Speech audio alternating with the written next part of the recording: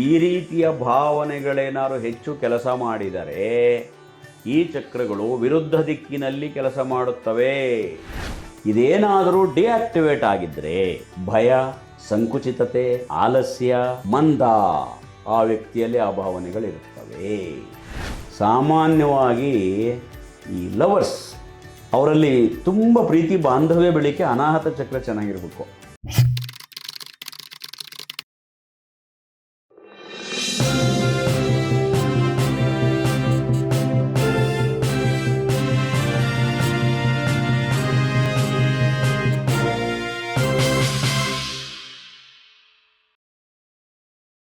ನಾನು ಆಗಲೇ ಹೇಳಿದೆ, ಅದಕ್ಕೆ ಆಕಾರ ಇಲ್ಲ, ಅದು ಬಣ್ಣ ಇರುತ್ತೆ, ಅದು ಅಂಶ ಇರುತ್ತೆ.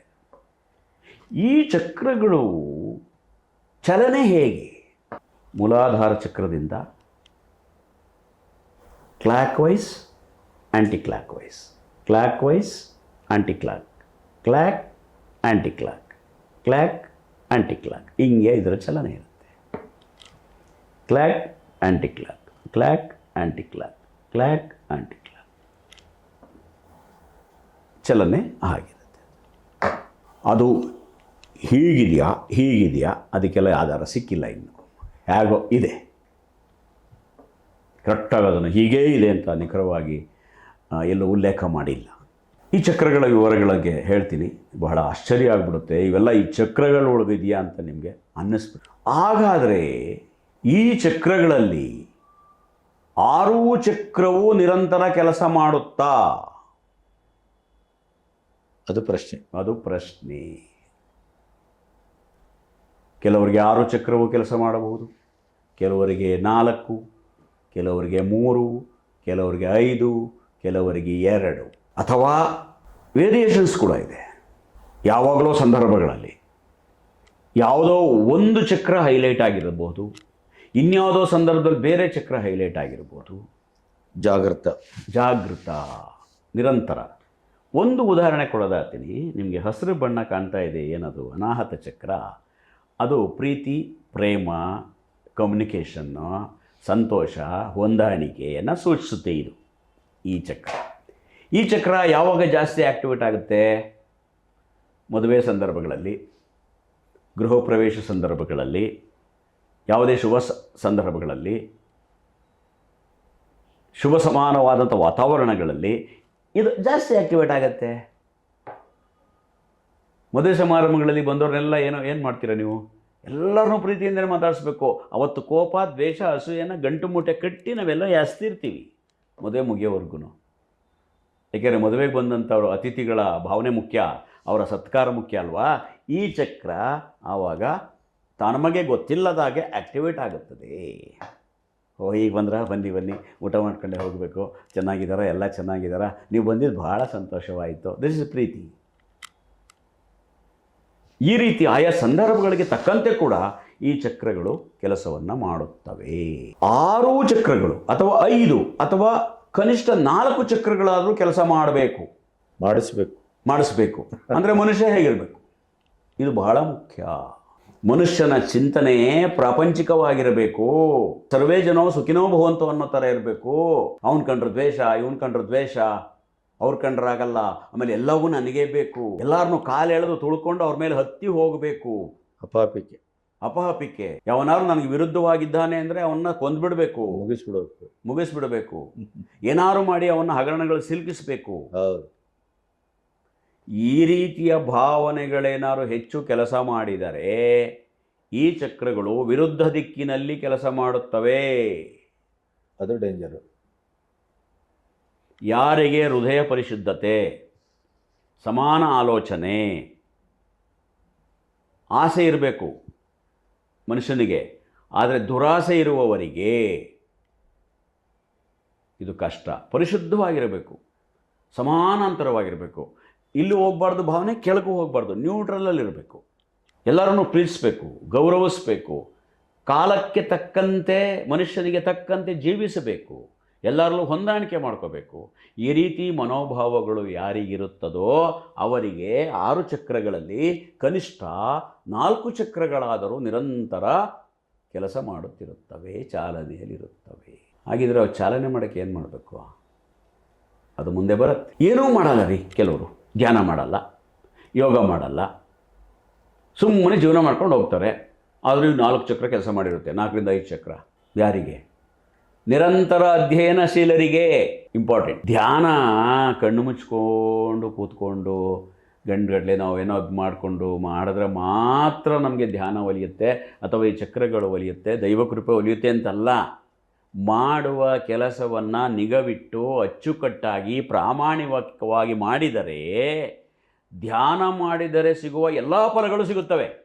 ಒಬ್ಬ ಶಾಲಾ ಮಾಸ್ತರು, ನಾನೊಬ್ಬರ ಹೆಸರನ್ನು ನಿಮಗೆ ಇಲ್ಲಿ ತಗೊಳ್ಳೋಕೆ ಇಷ್ಟಪಡ್ತೀನಿ. ನಮ್ಮ ಊರಿನಲ್ಲಿ LS ರಾಮನ್ ಅಂತ ಹಿಂದಿ ಶಿಕ್ಷಕರು. ಅವರು ಈಗಿದ್ದಾರೆ. ಅವರಿಗೆ 90-95 ವರ್ಷ. ನಮ್ಮ ಮಾಸ್ಟರ್ 95 ವರ್ಷದಲ್ಲಿ ಮೊನ್ನೆ ಯಾರೋ ಸಿಕ್ಕಿದಾಗ ನಮ್ಮೂರಿನಲ್ಲಿ ಬೇರೆಯವ್ರನ್ನ ಕೇಳ್ತಾರಂತೆ, ನಮ್ಮ ನಾಗರಾಜ ಎಲ್ಲಿದ್ದಾನೆ, ನಾಟಕ ಎಲ್ಲ ಈಗಲೂ ಮಾಡ್ತಿದ್ದಾನ? ಏನು 95 ವರ್ಷದಲ್ಲಿ? ನಾನು ಯಕಶ್ಚಿತ್ ಒಬ್ಬ ವಿದ್ಯಾರ್ಥಿ, ಕಡೇ ಬೆಂಚಿನಲ್ಲಿ ಕೂತಿರ್ತಕ್ಕಂಥ ವಿದ್ಯಾರ್ಥಿ, ನಾನು ಯಾವಾಗಲೂ ಅಲ್ಲಲ್ಲೇ ಅವರು ನಾಟಕವನ್ನು ಗಮನಿಸಿದಂಥವರು ನಾಟಕದ ಬಗ್ಗೆ ಕೇಳಿದ್ರಲ್ಲ, ಆ ನೆನಪಿನ ಶಕ್ತಿ 90 ವರ್ಷದವರೆಗೂ ಇವಾಗಲೂ ಆರೋಗ್ಯವಾಗಿರೋದು, ಇವಾಗಲೂ ನಡೆದಾಡ್ತಿರೋದು, ಏನಾದ್ರು ಮಾಡಿದ್ದಾರೆ ಅಂದರೆ ಅದ್ಭುತವಾದವರು, ಯೋಗ ಧ್ಯಾನದ ತರಬೇತು ಹೊಂದಿದವರಲ್ಲ. ಅವರ ಜೀವನ ಶೈಲಿಯೇ ಧ್ಯಾನ ಮತ್ತು ಯೋಗ. ಸಾತ್ವಿಕವಾದಂಥ ಆಹಾರ, ಸಾತ್ವಿಕವಾದ ಮನಸ್ಥಿತಿ, ಸಾತ್ವಿಕವಾದ ಆಲೋಚನೆಗಳು, ನಾನು ಮಾಡುವ ಪಾಠದಿಂದ ಮಕ್ಕಳು ಅಭಿವೃದ್ಧಿ ಹೊಂದಬೇಕು ಅನ್ನೋ ಭಾವನೆಗಳು, ನಿಜವಾದ ಗುರುಗಳು. ಇಂತಹವರೊಬ್ಬರು ನಾನು ಉದಾಹರಣೆ ಕೊಟ್ಟಿದ್ದು. ಅಂತಹ ಲಕ್ಷಾಂತರ ಜನ ನಮ್ಮ ನಡುವೆ ಇದ್ದಾರೆ. ನನಗೆ ನೆನಪಾಗಿತ್ತು, ಅವರು ಉದಾಹರಣೆ ಕೊಟ್ಟೆ ಅಷ್ಟೇ. ಈ ರೀತಿ ಜೀವಿಸುವ ವ್ಯಕ್ತಿಗಳಲ್ಲಿ ಸಹ ಈ ಚಕ್ರಗಳು ಅವರು ಧ್ಯಾನವನ್ನು ಮಾಡದಿದ್ದರೂ ಕೂಡ ತನ್ನ ಕೆಲಸವನ್ನು ಸಾತ್ವಿಕವಾಗಿ ನಿರ್ವಹಿಸುತ್ತವೆ. ವ್ಯತಿರಿಕ್ತ ಮಾಡ್ಕೊಳ್ಳೋಕ್ಕೆ ಬಿಡಬಾರ್ದು. ಇದು ಈ ಚಕ್ರಗಳ ಒಂದು ಪವರ್. ಈಗ ವಿವರವಾಗಿ ಮೂಲಾಧಾರ ಚಕ್ರದಿಂದ ಸಹಸ್ರಾರದವರೆಗೆ, ಆಜ್ಞಾವರೆಗೆ ಯಾವ ಯಾವ ಮನುಷ್ಯನ ಭಾವನೆಗಳನ್ನು ಬಿಂಬಿಸುತ್ತವೆ, ಅಷ್ಟೂ ಚಕ್ರಗಳು ಏನು ಸ್ವರೂಪವನ್ನು ಹೇಳ್ತವೆ ಅನ್ನುವ ತಿಳ್ಕೊಳ್ಳುವಂಥ ಪ್ರಯತ್ನವನ್ನು ಮಾಡೋಣ. ಈ ಚಕ್ರಗಳು ಎಲ್ಲಿದೆ ಅಂತ ನೀವು ತಿಳ್ಕೋಬೇಕು. ಈ ಚಕ್ರಗಳಿಗೂ ಬೆನ್ನು ಮೂಳೆಗೆ, ಸ್ಪೈನಲ್ ಕಾರ್ಡ್ ಬಹಳ ಸಮೀಪದಲ್ಲಿದ್ದಾವೆ. ಮನುಷ್ಯನಿಗೆ ಬಹಳ ಮುಖ್ಯವಾದ ಅಂಗ ಅಂದರೆ ಬೆನ್ನು ಮೂಳೆ. ಅದು ಸರಿ ಇರಬೇಕು. ಬೆನ್ನು ಮೂಳೆಯ ಈ ಆರಂಭದ ಬೆನ್ನು ಮೂಳೆ ಎಲ್ಲಿಂದ ಶುರುವಾಗುತ್ತೆ, ಗುದದ್ವಾರದಿಂದ, ಅಲ್ಲಿಂದ ಕುತ್ತಿಗೆಯ ಭಾಗ ಇಲ್ಲಿಯವರೆಗೂ ಕೂಡ ಈ ಚಕ್ರಗಳು ಕೆಲಸ ಮಾಡುತ್ತೆ. ಅದು ಯಾವ ರೀತಿಯ ಇದನ್ನು ಬಿಂಬಿಸ್ತವೆ ಅನ್ನೋದನ್ನು ನಾವು ನೋಡ್ತಾ ಹೋಗೋಣ. ಈಗ ಕೆಳಗಿನಿಂದ ಮೇಲಕ್ಕೆ ಮೊದಲನೇ ಚಕ್ರದಿಂದ ನಾವು ವಿವರಗಳನ್ನು ಪ್ರಾರಂಭಿಸೋಣ. ಮೊದಲನೇದು ಆಗಲೇ ಹೇಳಿದಾಗೆ ಮೂಲಾಧಾರ ಚಕ್ರ, ಗುದದ್ವಾರದಿಂದ ಸ್ವಲ್ಪ ಮೇಲೆ ಬೆನ್ನು ಮೂಳೆಯ ಆರಂಭವಾಗುವ ಸ್ಥಳದಲ್ಲಿ ಅದಿದೆ. ಆ ಜಾಗದಲ್ಲಿ ಸರ್ಪ, ಚಕ್ರಗಳನ್ನು ಪ್ರತಿನಿಧಿಸುವ ಸರ್ಪ 3 ಸುತ್ತಿನ ಆಕಾರದಲ್ಲಿ ಹೆಡೆಯನ್ನು ಸುತ್ತಿಕೊಂಡು ಮಲಗಿರುತ್ತದೆ. ಯಾರು ಸಾಧಕರು, ಆಗಲೇ ಹೇಳಿದಾಗೆ ಲೋಕಚಿಂತಕರು, ಸರ್ವೇ ಜನ ಸುಖಿನೋ ಭವಂತು, ಜೀವನದಲ್ಲಿ ಯಾವುದೂ ಶಾಶ್ವತ ಅಲ್ಲ, ಮಾನವೀಯತೆ ಒಂದೇ ಮುಖ್ಯ, ನಾವು ಉಸಿರಾಡುವ ಉಸಿರೊಂದೇ ಬಿಟ್ಟರೆ ಇನ್ಯಾವುದೂ ಆಸ್ತಿ ಅಲ್ಲ ಅಂತ ಯೋಚನೆ ಮಾಡುವವರಿಗೆ ಇಲ್ಲಿ ಮಲಗಿರುವ ಸರ್ಪ ತಾನಾಗೇ ಸುತ್ತಿಕೊಂಡು ಎಲ್ಲ ಚಕ್ರಗಳನ್ನೂ ಆಕ್ಟಿವೇಟ್ ಮಾಡಿಕೊಂಡು ಸಹಸ್ರಾರವನ್ನು ತಲುಪಿ ಮನುಷ್ಯನನ್ನು ಸಮಾಧಿ ಸ್ಥಿತಿಗೆ, ತುರಿಯಾ ಸ್ಥಿತಿಗೆ ಕೊಂಡು ಹೋಗಿ ಪುನಃ ಮತ್ತೆ ಸರ್ಪಾಕಾರದಲ್ಲಿ ಸುತ್ತಿಕೊಂಡು ಬಂದು ಇಲ್ಲಿ ಮಲಗುತ್ತದೆ. ನೀವು ವೈದ್ಯಕೀಯ ಕ್ಷೇತ್ರದಲ್ಲಿ ಒಂದು ಸಿಂಬಲ್ ಇದೆ, ನೋಡಿದ್ದೀರಲ್ಲ, ಈ ಸರ್ಪಗಳು ಬಂದ ಮೇಲೆ ವೈದ್ಯಕೀಯದಲ್ಲಿ ಇದೆಯಲ್ಲ. ಹೌದು, ಮೆಡಿಕಲ್ ಎಕ್ಸ್ಪೆಷಲಿ ನಮ್ಮ ಬೋನಿಗೆ ಸಂಬಂಧಪಟ್ಟಂಥ ಇದರಲ್ಲಿ ಜಾಸ್ತಿ ಅದು ಈ ಸರ್ಪದ ಹಿಂಗೆ ವೈದ್ಯಕೀಯಕ್ಕೆಲ್ಲ ಅದನ್ನು ಯೂಸ್ ಮಾಡ್ತಾರೆ. ವೈದ್ಯಕೀಯಕ್ಕೆ ಒಂದು ಸಿಂಬಾಲಿಕ್, ಅದು ಇದರ ಆಧಾರವೇ, ಇದರ ಸೂಚಿತವೇ, ಇದರ ಒಂದು ಭಾಗವೇ. ಮಧ್ಯದಲ್ಲಿ ಮೂಳೆ ಇರುತ್ತೆ, ಅದಕ್ಕೆ ಅದನ್ನು ಸರ್ಪದ ಒಂದು ಆಕಾರವನ್ನು ಕೊಟ್ಟಿರ್ತಾರೆ. ಗಮನಿಸಿ, ದ ಮೆಡಿಕಲ್ಗೆ ಒಂದು ಟ್ರೇಡ್ ಮಾರ್ಕ್ ಅಂತ ಒಂದು.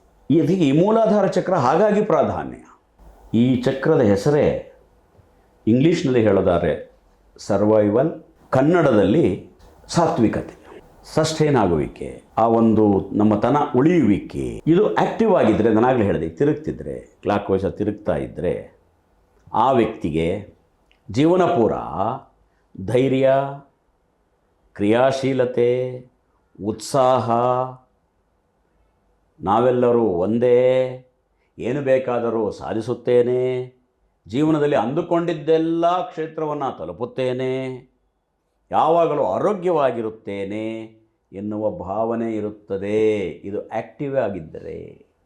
ಇದೇನಾದರೂ ಡಿಆಕ್ಟಿವೇಟ್ ಆಗಿದ್ದರೆ ಭಯ, ಸಂಕುಚಿತತೆ, ಆಲಸ್ಯ, ಮಂದ, ಆ ವ್ಯಕ್ತಿಯಲ್ಲಿ ಆ ಭಾವನೆಗಳಿರುತ್ತವೆ. ಕ್ಲೀನಾಗಿ ಅರ್ಥ ಮಾಡ್ಕೊಳ್ಳಿ. ಇಲ್ಲ ಅವನು ಯಾವುದೋ ಕಾರಣಕ್ಕೆ ಮೊದಲಿಂದನೂ ಹಾಗೆ, ಅವನ ಆಲಸ್ಯ ಇದೆ, ಅವನ ಭಯ ಇದೆ, ಸಂಕುಚಿತ ಇದೆ, ಅವನು ಹುಟ್ಟಿನಾಗ್ಲಿಂದನೂ ಇದೆ, ಹಾಗೆಲ್ಲ ಅದು.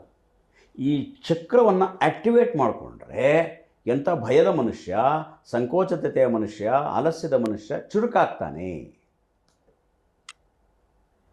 ಇಲ್ಲಿ ಈ ವಿಚಾರಗಳಲ್ಲಿ ಅರ್ಥವಾಗೋದು, ನಾವು ಜಾತಕದಲ್ಲಿರುವ ಅಂಶಗಳೇನಾದ್ರು ವೀಕ್ ಇದ್ದರೆ ಅದನ್ನು ಬಲಪಡಿಸಿಕೊಳ್ಳಬಹುದು ಮನುಷ್ಯ ಪ್ರಯತ್ನದಿಂದ ಅನ್ನುವ ವಿಚಾರ ಅಮೂಲಾಗ್ರವಾಗಿ ನಮ್ಮ ಮನಸ್ಸಿಗೆ ಹೋಗೋದು ಈ ಜಾಗಗಳಲ್ಲಿ. ಎರಡನೆಯದು ಸ್ವಾಧಿಷ್ಠಾನ, ಕಿತ್ತಳೆ ಬಣ್ಣದ ಆಕಾರದಲ್ಲಿದೆ. ಆಮೇಲೆ ಇದು ಹೇಳೋದು ಮತ್ತೆ ಈ ಮೂಲಾಧಾರ ಚಕ್ರ ಪೃಥ್ವಿ ತತ್ವವನ್ನು ಹೊಂದಿದೆ. ಪೃಥ್ವಿ ತತ್ವ, ಭೂತತ್ವವನ್ನು ಇದು ಹೊಂದಿದೆ. ಸ್ವಾಧಿಷ್ಠಾನ ಚಕ್ರ ಇದು ಅಗ್ನಿ ತತ್ವವನ್ನು ಹೊಂದಿರುತ್ತೆ. ಈ ಮೂಲಾಧಾರಕ್ಕಿಂತ ಸ್ವಲ್ಪ ಮೇಲ್ಭಾಗದಲ್ಲಿದೆ. ಇದಕ್ಕೆ, ಈ ಚಕ್ರಕ್ಕೆ ತುಂಬ ಇಂಪಾರ್ಟೆಂಟ್ ಕ್ಯಾರೆಕ್ಟರ್ ಏನಂದರೆ, ಇಂಗ್ಲೀಷಲ್ಲಿ ಪ್ಲೆಜರ್ ಅಂತ ಹೇಳ್ತೀವಿ, ಕನ್ನಡದಲ್ಲಿ ಸಮಾಧಾನ, ಹೊಂದಾಣಿಕೆ, ಈ ರೀತಿಯ ಭಾವನೆಗಳನ್ನು ಇದು ಹೇಳುತ್ತೆ. ಇದು ಆ್ಯಕ್ಟಿವ್ ಆಗಿದ್ದರೆ ಮನುಷ್ಯನಲ್ಲಿ ಸೃಜನಶೀಲತೆ, ರಸಿಕತೆ, ಏಕೆಂದರೆ ಸಂತಾನೋತ್ಪತ್ತಿಗೆ ಸ್ವಾಧಿಷ್ಠಾನ ಚಕ್ರ ಬಹಳ ಮುಖ್ಯ. ಸಂತಾನೋತ್ಪತ್ತಿಯನ್ನು ಪ್ರತಿನಿಧಿಸುತ್ತದೆ. ಸಮಾಧಾನ ಎಲ್ಲವೂ ಈ ಚಕ್ರ. ಡಿಆಕ್ಟಿವೇಟ್ ಆಗಿದ್ದರೆ ಗಿಲ್ಟಿ, ಸಂಕೋಚ, ನರ್ವಸ್ನೆಸ್ ಮನುಷ್ಯನಿಗೆ ಬರುತ್ತದೆ. ಮೂರನೇ ಚಕ್ರ ಮಣಿಪೂರಕ, ಕಿತ್ತಳೆ ಬಣ್ಣದಲ್ಲಿದೆ. ಇದು ಜಲತತ್ವವನ್ನು ಸೂಚಿಸುತ್ತದೆ. ಇದು ಸಕ್ರಿಯವಾಗಿದ್ದರೆ ಮನುಷ್ಯ ಛಲ, ಹಠ, ಔದಾರ್ಯ, ಈ ಸಮಾಜದಲ್ಲಿ ನಾನು ಹೆಚ್ಚು ಓದಿಲ್ಲದಿದ್ದರೂ, ಹೆಚ್ಚು ಜ್ಞಾನವಂತನಲ್ಲದಿದ್ದರೂ ಲೌಕಿಕ ಜ್ಞಾನದ ಮೂಲಕ ಮೇಲಕ್ಕೆ ಬರುವುದು ಹೇಗೆ ಅಂದರೆ ಆತ್ಮವಿಶ್ವಾಸ ಆ್ಯಂಡ್ ವಿಲ್ ಪವರ್. ಈ ಚಕ್ರ ಮಣಿಪೂರಕ. ಇನ್ ಕೇಸ್ ಅದು ನಮ್ಮ ದೇಹದಲ್ಲಿ ಕೆಲಸ ನಿರ್ವಹಿಸುವ ಸ್ಥಿತಿಯಲ್ಲಿ ಕೊರತೆ ಉಂಟಾಗಿದೆ ಅಂದರೆ ನಾಚಿಕೆ, ಹಿಂಜರಿಕೆ, ಭಯ ಮತ್ತು ಜವಾಬ್ದಾರಿಯಿಂದ ಜಾರಿಕೊಳ್ಳುವಿಕೆ. ಮುಂದೆ ನಾಲ್ಕನೇ ಚಕ್ರ ಅನಾಹತ, ಹಸಿರು ಬಣ್ಣ, ತಿಳಿ ಹಸಿರು. ಇದು ವಾಯುತತ್ವಕ್ಕೆ ಪೂರಕವಾಗಿದೆ. ಹಸಿರು ಬಣ್ಣ ಇದು ಹೃದಯದ ಪಕ್ಕದ ಭಾಗದಲ್ಲಿದೆ, ಎದೆಯ ಭಾಗ ಅಂತ ನಾವು ಅನ್ನಬಹುದು. ಇದು ಓಪನ್ ಅಪ್ ಆಗಿದ್ದರೆ ಪ್ರೀತಿ, ಉಲ್ಲಾಸ, ಲವಲವಿಕೆ.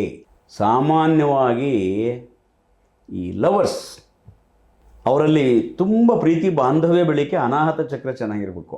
ಸುಮಾರು ಜನ ಲವ್ಗಿವೆಲ್ಲ ಆಗಲ್ಲಪ್ಪ, ನಂಗೆ ಲವ್ಗಿವೆಲ್ಲ ಕಂಡ್ರೆ ಆಗಲ್ಲ ಅಂದರೆ ಅನಾಹತ ಚಕ್ರ ಒಂದು 50% ಕೆಲಸ ಮಾಡ್ತಿದೆ ಅಷ್ಟೇ. ಬೇರೆ ಎಲ್ಲ ಜನಗಳೆಲ್ಲ ಪ್ರೀತಿ ಇರುತ್ತೆ, ಅವರ ಹುಡುಗ ಹುಡುಗಿಯ ಪ್ರೀತಿ ಆಕರ್ಷಣೆ ಇರೋದಿಲ್ಲ. ಅನಾಹತ ಚಕ್ರ ಸ್ವಲ್ಪ ಹೆಚ್ಚು ಕೆಲಸ ಮಾಡಿದ್ರೆ ಲವರ್ಸಲ್ಲಿ ಇದು ಹೆಚ್ಚು ಕೆಲಸ ಮಾಡುತ್ತೆ. ಬಟ್ ಪ್ರೀತಿ ಎಲ್ಲರಿಗೂ ಬೇಕು, ಪ್ರೀತಿ ಪ್ರೇಮ ಕೇವಲ ಹುಡುಗ ಹುಡುಗಿಗಲ್ಲ. ದೇಶವನ್ನು ಪ್ರೀತಿಸಬೇಕಲ್ಲ, ನಮ್ಮ ದೇಶವನ್ನು ಪ್ರೀತಿಸಬೇಕು, ನಮ್ಮ ಭಾಷೆಯನ್ನು ಪ್ರೀತಿಸಬೇಕು, ನಮ್ಮ ಸುತ್ತಮುತ್ತಲಿನವ್ರನ್ನ ಪ್ರೀತಿಸಬೇಕು, ನೆರೆಹೊರೆಯನ್ನು ಪ್ರೀತಿಸಬೇಕು. ಅದಕ್ಕೆ ಅನಾಹತ ಚಕ್ರ ಆ್ಯಕ್ಟಿವೇಟ್ ಆಗಿರಬೇಕು. ಇದೇನಾದರೂ ಡಿಆಕ್ಟಿವೇಟ್ ಆಗಿದ್ದರೆ, ಬ್ಲಾಕ್ ಆಗಿದ್ದರೆ ಗ್ರೀಫ್, ದುಃಖ, ದ್ವೇಷ, ಭಯ, ಸಂಕಟ, ಕೊರಗು ಎಲ್ಲ ಇದ್ದು ಏನೂ ಇಲ್ಲದಂತೆ ಬದುಕುವುದು ಈ ಚಕ್ರದ ವಿಶೇಷ. ಐದನೆಯದು ವಿಶುದ್ಧಿ ಚಕ್ರ, ಬಹಳ ಮುಖ್ಯವಾದಂಥ ಚಕ್ರ. 6 ಚಕ್ರಗಳಲ್ಲಿ ಇದರದೇ ವಿಶೇಷ ಸ್ಥಾನ. ಈ ಗಂಟಲು ಭಾಗದಲ್ಲಿ ಬರುತ್ತೆ. ಯಾಕೆ ಅದು ತಿಳಿನೀಲಿಯಲ್ಲಿದೆ? ಗಂಟಲಿರುವ ಚಕ್ರ ತಿಳಿನೀಲಿಯಲ್ಲಿ ಏಕಿದೆ? ಇದಕ್ಕೂ ನಮ್ಮ ವಿಷಕಂಠನಿಗೂ ನೀವು ಇದಕ್ಕೆ ಪೂರಕವಾದ ಉತ್ತರ ಕೊಡ್ತೀರ ಅಂತ ನನಗೆ ಗೊತ್ತು. ಯಾಕೆಂದರೆ ಬಿ ಗಣಪತಿಯವರು ಕೂಡ ಅವರು ಸಾಧನೆಯ ಹಾದಿಯಲ್ಲಿರುವವರೇ, ದೊಡ್ಡ ದೊಡ್ಡ ವ್ಯಕ್ತಿಗಳ ಸಾಧಕರ ಸಂಘದಲ್ಲಿ ಬೆಳೆದವರೇ. ನಾನು ಕೇಳಿದ ತಕ್ಷಣ ಉತ್ತರ ಬಂದ್ಬಿಡ್ತು ನೋಡಿ. ಶಿವನನ್ನು ಸೂಚಿಸುವ ವಿಷಕಂಠ ಇಡೀ ಲೋಕಕ್ಕೋಸ್ಕರ, ಇಡೀ ಲೋಕದ ಒಳಿತಿಗೋಸ್ಕರ ವಿಷವನ್ನು ನುಂಗಿ ಬ್ರಹ್ಮಾಂಡಕ್ಕೆ ಒಳಿತನ್ನು ಮಾಡತಕ್ಕಂಥ ಶಿವನ ಆ ಔದಾರ್ಯತನದ ಸಂಕೇತ ವಿಶುದ್ಧಿ ಚಕ್ರ. ಈ ವಿಶುದ್ಧಿ ಚಕ್ರ ಆ್ಯಕ್ಟಿವ್ ಆಗಿದ್ದರೆ ಮೇಯ್ನ್ ಇದು ಕಮ್ಯುನಿಕೇಷನ್ ಸ್ಕಿಲ್, ಸಂವೇದನಾತ್ಮಕ ಆ್ಯಂಡ್ ಸತ್ಯಪಾಲನೆ ಭಾಳ ಇಂಪಾರ್ಟೆಂಟ್. ಇದು ಆ್ಯಕ್ಟಿವೇಟ್ ಆಗಿದ್ದರೆ ಸುಳ್ಳು ಹೇಳಲ್ಲ ಅವರು. ಪ್ರಾಮಾಣಿಕತೆ, ಪಾಲನೆ, ಒಳ್ಳೆಯ ಸಾತ್ವಿಕ ನುಡಿಗಳು ಅವ್ರ ಬಾಯಿಂದ ಬರುತ್ತೆ, ಒಳ್ಳೊಳ್ಳೆ ವಿಷಯಗಳನ್ನು ಮಂಡನೆ ಮಾಡ್ತಾರೆ, ಎಂಥವರನ್ನೂ ತಮ್ಮ ಮಾತಿನಿಂದ ಮಣಿಸ್ತಾರೆ, ಒಳ್ಳೆಯ ಕಾರ್ಯಗಳಿಗಾಗಿ. ಇದು ಡಿಆಕ್ಟಿವೇಟ್ ಆದರೆ ಮಾತು ತಪ್ಪುವಿಕೆ, ಸುಳ್ಳುಗಳು, ಮೊಂಡುವಾದ, ಆರೋಗ್ಯದ ವಿಚಾರಕ್ಕೆ ಬಂದರೆ ಗಂಟಲು ಬೇನೆಗಳು. ಯಾಕೆಂದರೆ ಇದು ಎಲ್ಲೋ ಚಕ್ರಗಳೋಗಿ ಆರೋಗ್ಯಕ್ಕೆ ಕನೆಕ್ಟ್ ಆಗುತ್ತೆ, ಅದೊಂದು ಬೇರೆ ವಿಭಾಗ. ಈಗ ಸಾಮಾನ್ಯವಾಗಿ ಸ್ವಾಧಿಷ್ಠಾನ ವ್ಯತ್ಯಾಸ ಆಗಿದ್ದರೆ ಗರ್ಭಕೋಶ ತೊಂದರೆಗಳು ಹೆಣ್ಣು ಮಕ್ಕಳಿಗಾದರೆ, ಗಂಡು ಮಕ್ಕಳಿಗಾದರೆ ಲೈಂಗಿಕ ಸಂಬಂಧಪಟ್ಟಂಥ ಭಾಗಗಳ ಕೊರತೆಗಳು, ಸ್ವಾಧಿಷ್ಠಾನ ವ್ಯತ್ಯಾಸ ಆದಾಗ ಈ ವಿಶುದ್ಧಿ ಗಂಟಲ ಭಾಗದಲ್ಲಿರೋದು, ಗಂಟಲಿಗೆ ಸಂಬಂಧಪಟ್ಟಂಥ ಇದು. ಆಶ್ಚರ್ಯ ಆಗುತ್ತಲ್ಲ ಚಕ್ರಗಳ ವಿವರ ಕೇಳಿದ್ರೆ. ನೋಡ್ರಿ, ದೇಹದೊಳಗೆ ಇದು ಆಕಾರ ರೂಪದಲ್ಲಿ ಇಲ್ಲ, ಎಂತೆಂಥ ಭಾವನೆಗಳನ್ನು ಸೃಷ್ಟಿಸುತ್ತದೆ ಮತ್ತು ನಶಿಸುತ್ತದೆ, ನಾಶ ಮಾಡುತ್ತದೆ. ಇನ್ನೆಂಥ ಪವರ್ ಅಪ್ ಅದಿಲ್ಲಿದೆ, ಇಲ್ಲಿಂದ ಹುಡುಕೋದು. ಇಡೀ ಬಾಡಿ ಸ್ಕ್ಯಾನ್ ಅಲ್ಲ, ಅದು ಇಡೀ ಎಂಥದ ಸ್ಕ್ಯಾನ್, ಹೈಯೆಸ್ಟ್ ಸ್ಕ್ಯಾನ್ ಮಾಡೋದು ಸಿಗಲ್ಲ ಇದು. ಸ್ಕ್ಯಾನ್ಗಳಿಗೆ ನಿಲುಕದ ಒಂದು ಶಕ್ತಿ, ಅಗೋಚರ ಶಕ್ತಿ, ಬಟ್ ಮೈಕ್ರೋ ಸೆಕೆಂಡ್ ಸಮಯದಲ್ಲೂ ಕೂಡ ಕೆಲಸ ಮಾಡುತ್ತೆ. ನಿಮ್ಮ ಮುಂದೆ ನಾವು ಇಷ್ಟೊಂದು ಎಪಿಸೋಡ್ಗಳು, ಮದುವೆ ಬಗ್ಗೆ ಒಂದು 25 ಎಪಿಸೋಡ್ಗಳು, ಆವಾಗ ಒಂದು 25 ಎಪಿಸೋಡ್ಗಳು, ಈಗ ಒಂದು 15 ಎಪಿಸೋಡ್ಗಳು ನಿರರ್ಗಳವಾಗಿ ಯಾಕೆ ಮಾಡ್ಕೊಂಬರ್ತಿದ್ದೀವಿ ಅಂತಂದರೆ ನಮಗೆ ವಿಶುದ್ಧಿ ಚಕ್ರ ಕೆಲಸ ಮಾಡ್ತಿರ್ಬೇಕಷ್ಟೇ, ಇಲ್ಲಾಂದ್ರೆ ಸಾಧ್ಯವೇ ಇಲ್ಲ.